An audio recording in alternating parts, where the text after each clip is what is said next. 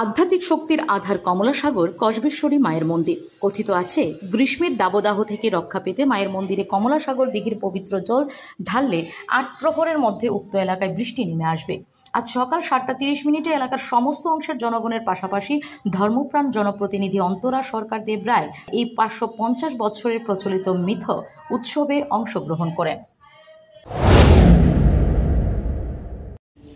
আজ কমলাসাগর কসবেশ্বরী মায়ের মন্দিরে দীর্ঘদিন ধরে বৃষ্টি হয় না, এর জন্য আমরা মায়ের মন্দিরে এলাকার মায়েরা, বোনেরা, ভাইয়েরা, শিশুরা মিলে মায়ের মন্দিরে আমরা কমলা দিঘি থেকে জল এনে মায়ের মন্দির শ্রীমার চরণে ঢালছি এবং মায়ের মন্দির চারিদিকে জল দিয়ে ঢেলে ধুয়ে দেওয়া হচ্ছে, কারণ দীর্ঘদিন ধরে বৃষ্টি হচ্ছে না।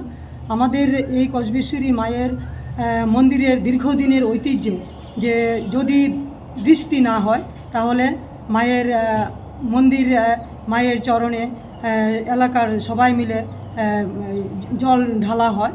তো এই আমাদের বিশ্বাস, কসবেশ্বরী মায়ের আশীর্বাদে দীর্ঘদিন যে বৃষ্টি হয় না, এই বৃষ্টি হবে।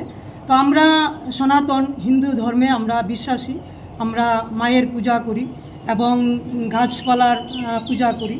তো আমাদের বৈজ্ঞানিক ধারা রীতিতে আমরা জানি গাছপালা লাগাতে হয় এবং ভূমি সংরক্ষণ করতে হয়। এই যে মৃত্তিকা, মাটি, এই মাতৃভূমিকে সংরক্ষণ করতে হয়। Bureau report, S Bharat live 24 hours.